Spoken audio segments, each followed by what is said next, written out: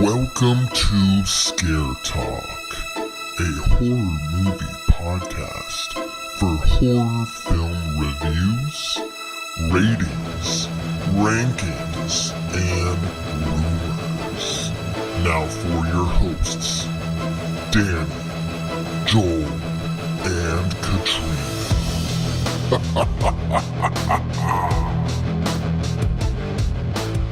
Oh, yeah, this is Scare Talk.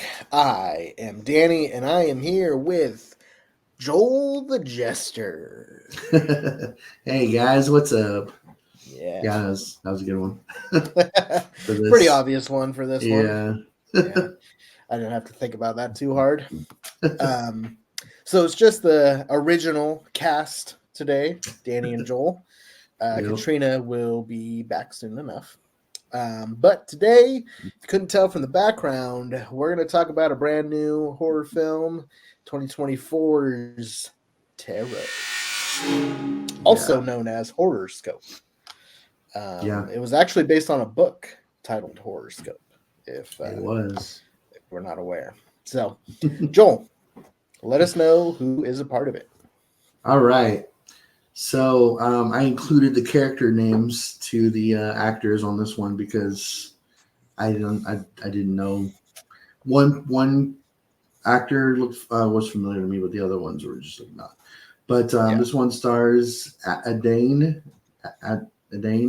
Bradley. He's Grant, and these are the three that I don't want to say made it to the end, but were the last ones to get to face their demise or whatever. He's Grant. Try not to do too much spoiling on that one. He was in 104 episodes of The Bold and the Beautiful.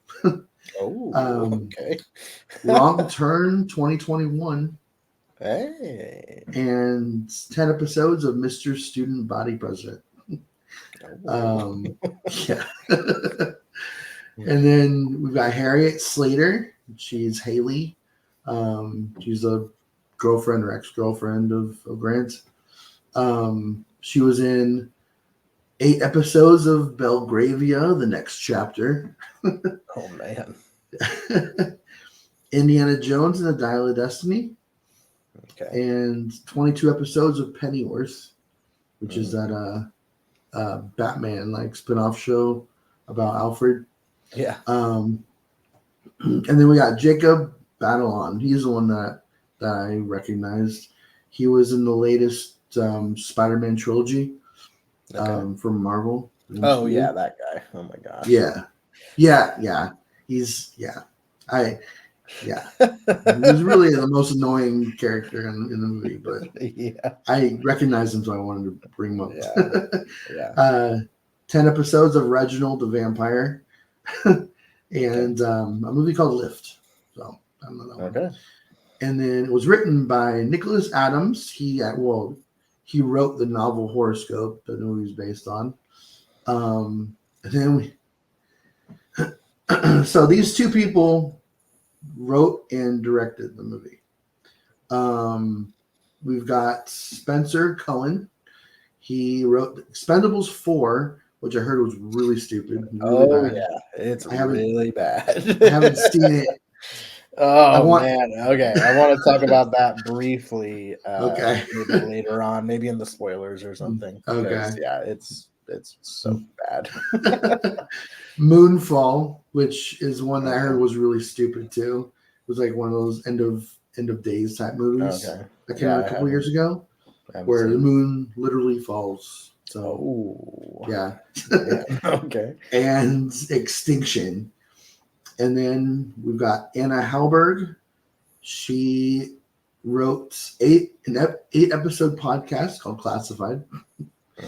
Macklemore's Big Surprise, which is a TV special. Okay. And Blink, which was a short. And then it was directed by those two as well. Spencer Cohen, Classified, 8-episode podcast. Directed Blink, the short, and Shattered, the short. And then Anna Hallberg, Classified. That's it. So really, this is their first full-length movie that they've directed. Okay. The other ones were shorts, and Anna, this was really the first.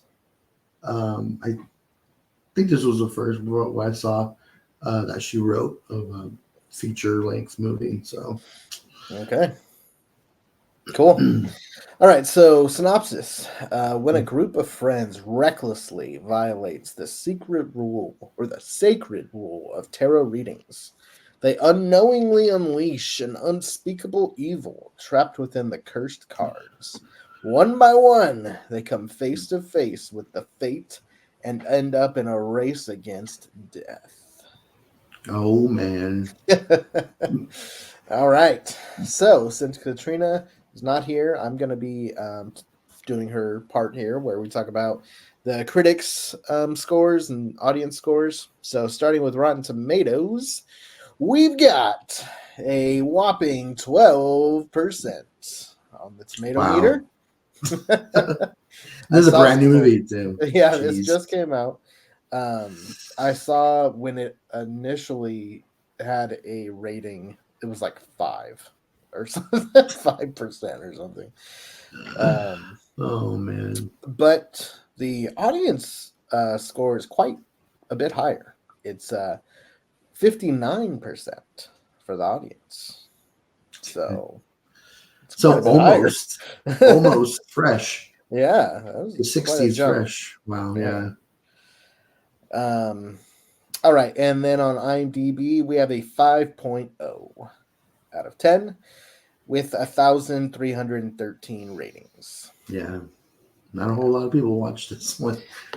Yeah, so as always, we're going to stay away from spoilers until the Patreon exclusive part of the show, which will be after we give our rating. And if you're a Patreon member, you can stick around and hear the rest of the episode and watch and get all the spoilers. So, back when the year began, we were talking about movies that were coming out, and this one we didn't really have, but we did know that it was coming out, and it was called Horrorscope. Mm-hmm. They since changed the name to Tarot. There was a trailer, and now we've got the film. So, Joel, what'd you think going in? What were you kind of thinking it was going to be? So, based on the first trailer that we got a trailer that didn't have a rating to it. Mm-hmm. I think it looked pretty good. The trailer did. I think that it showed a little bit of the kills. But I mean, based on how many different little characters there were, it really didn't show that many of them that were doing the killing and everything. And I think it looked intense. When I saw that it was PG-13, it hurt a little because the intensity that you felt watching that first trailer, that was it. That was all. You're not going to see that the actual kills in it in a PG-13 movie. You saw a little bit of blood splatter, but that's it. That's the thing with I love PG-13 horror movies when it's done for the intensity and for the atmosphere. But when this is basically a slasher movie, this is supposed to be R. Yeah. This is. Having watched it though, the R wouldn't have saved this movie. Yeah, you're probably right. Seeing the kills would have been better, but it still would have not saved it. This was not a good movie. Yeah. It's not even to sugarcoat it. Yeah.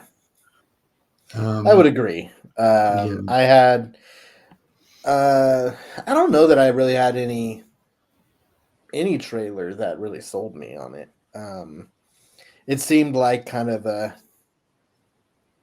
I mean, I thought maybe it could be fun, you know. Mm-hmm. Even when I heard it was PG-13, I thought, okay, you know, there's there's some good PG-13 horror movies, but they're usually of the like either possession or like haunted house kind of genre or ghost story, and when the kills are not kind of what you're there for, those PG-13 movies tend to be pretty good. Like The Ring or Exorcism Insidious. Of Emily Rose. Insidious. There's some the others. It's The Atmosphere, I think. Yeah, that's why I was PG-13. Yeah, it's the atmosphere of the movies of those that you go for. Yeah. This one didn't have that at all. Didn't have atmosphere. It was very quick to just kind of jump right into kind of what you're expecting from the movie, and a lot of horrible writing and a lot of horrible just character choices that were just, I mean, that's kind of like to be expected, I guess, with a slasher with young people, you know, making dumb choices. But this was like just beyond that. There were some really dumb choices. And really just go ahead. So I was gonna say really bad and out of place music. Also, the music weird. I thought was just like okay, kind of a little jarring at times. It's like some definite jump scares that were also all over the movie. Yeah, and really telegraphed and just and a lot of times where I felt like how do the characters not get it? Or at times when it's like they get it, but then 10 minutes later they're acting like this is new information that they're getting. Yeah. You know, or it's like, oh yeah, we get what's happening with the cards, blah blah blah. And then something happens to them, and then they're like, wait, what? That was what my card said. It's like, what? Dude, you just figure this out. We've already established that part. And it's like, and their facial expressions and stuff, especially that dude from Spider-Man. Oh my God. Oh man. I like him in the Spider-Man movies. He was so out of place in this movie. And he's like the quote unquote stoner character. Like, okay. Yeah. I don't really buy that necessarily. It just the characters were just they were the most cliche characters. Yeah. We've already had we've already had a movie that made fun of that already. Like man, what was the name of that movie?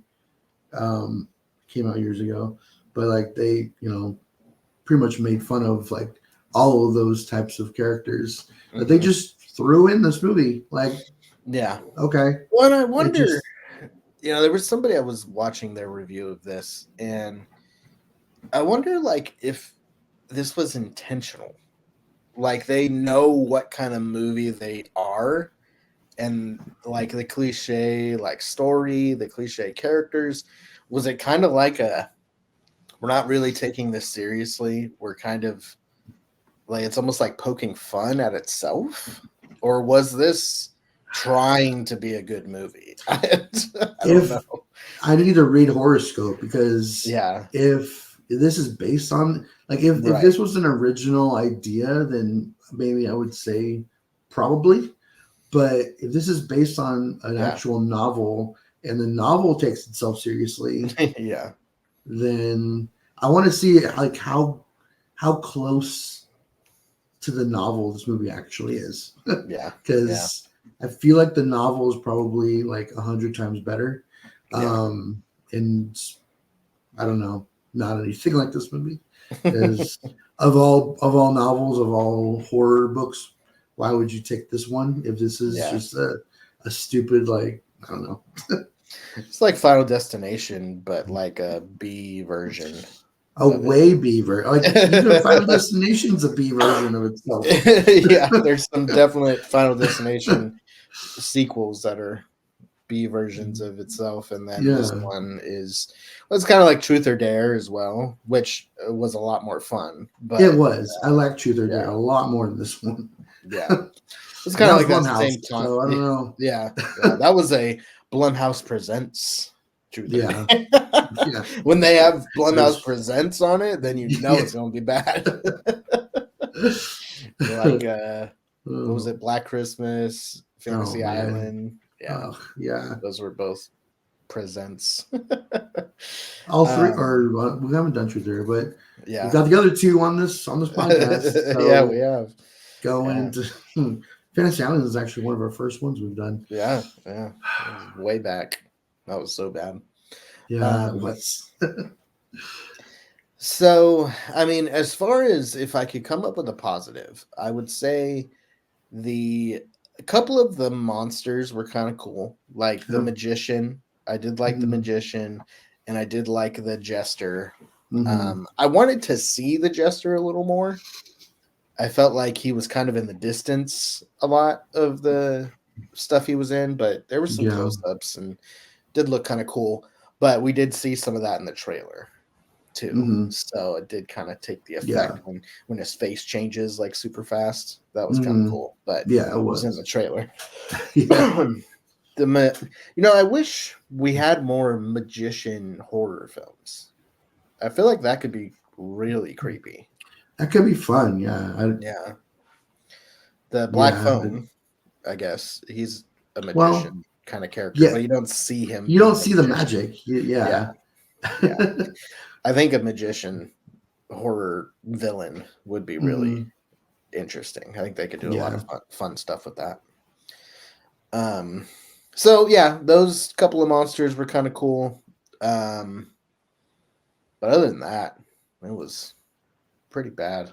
Yeah, the writing was horrible. The acting, so some of those actors were actually like from other stuff. Yeah. So I want to say that most of the bad acting is based on the writing of this movie, because an actor is only as strong as like its writing. So I don't know. The stoner character was probably that's probably a little bit of a mix of both. Just bad writing and bad acting. But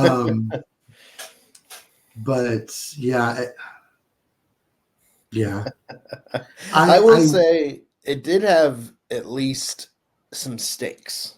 Yeah. So there were a few kills. They were off screen mostly, and you just kind of get the idea of what's happening, but don't really see much.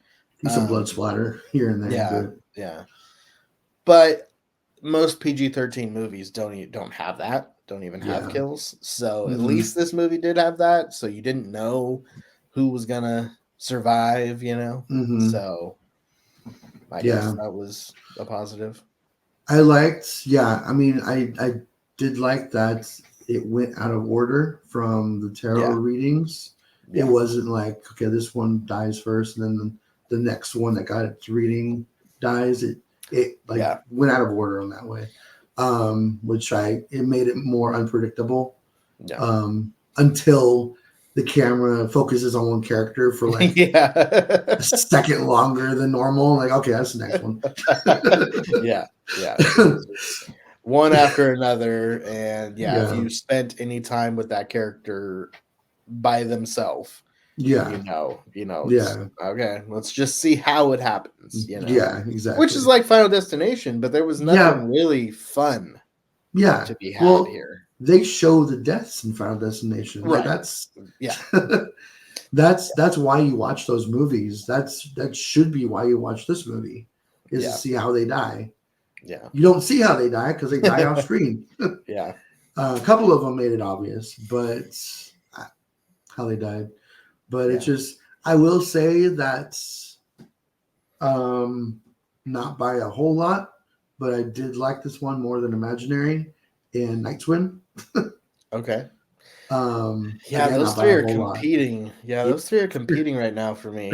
I could go for any of them on the bottom, but they're definitely all three at the bottom, and that is very obvious right now. for the year. Oh yeah. It's like we have some clear front runners and some clear bottom tier.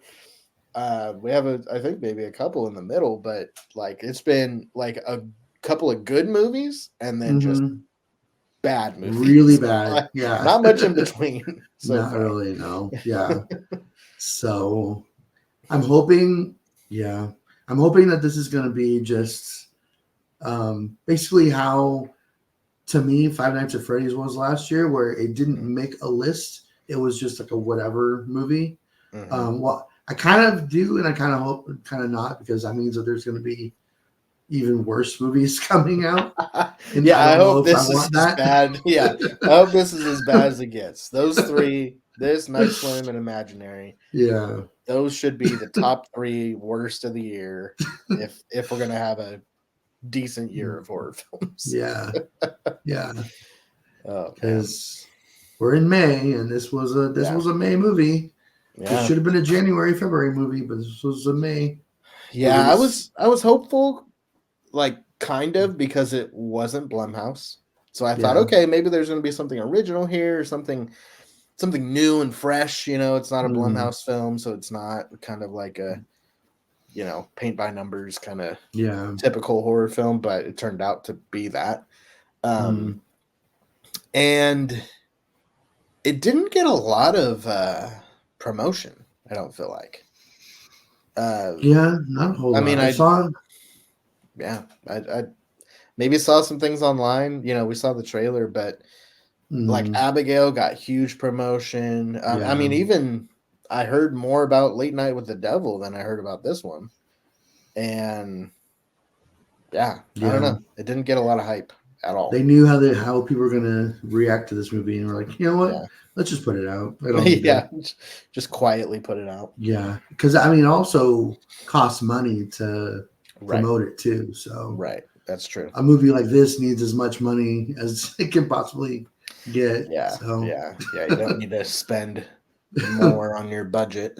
That's true. And it came out, in between Abigail and Strangers. There was a little, a week in between there that, there was no horror film. So they're like, okay, we'll put it in there. Sounds good. Just slide it right in there. All right. Well, we're going to get into spoilers after we rate it. I don't think there's going to be a ton of stuff to talk about with spoilers, but there are a few like specifically bad things. So I don't think we're going to have much positive to say in the spoilers. No, but probably not. Definitely a few specific scenes that were comically bad. I did laugh out loud a few times in this movie. Yeah. In the theater. Yeah. So it's it's a horror comedy, right? That's what they're going for. That's what I'm like. Maybe that's what they were trying to do. I don't know. Oh man. All right, so let's rate it. Okay. You want to go first? So I did say that this was my favorite of the bottom 3. And I don't remember what I gave the other 2, but for this one, I'm going a 56. Okay. All right. I was going 50. Okay. Yeah. I'm going to go straight in the middle of the list. Yeah. Could be worse, but it could be a lot better. So we've definitely had some movies on this podcast that we've rated lower than that. So that's true. That is true. All right. Well, that's it for this portion of the podcast for Tarot. And if you're a Patreon member, then go ahead and we'll talk with you further. If not, go to patreon.com/scaretalk, sign up. You can get 7 days free. So you can go check out all the cool stuff that's already on there. There's over like 30 posts and some Patreon exclusives, which will soon include our top 10 favorite Final Destination kills. So you're definitely going to want to check that one out. And we also did a Guilty Pleasures episode. So that was pretty fun. All right. Anyways, see ya.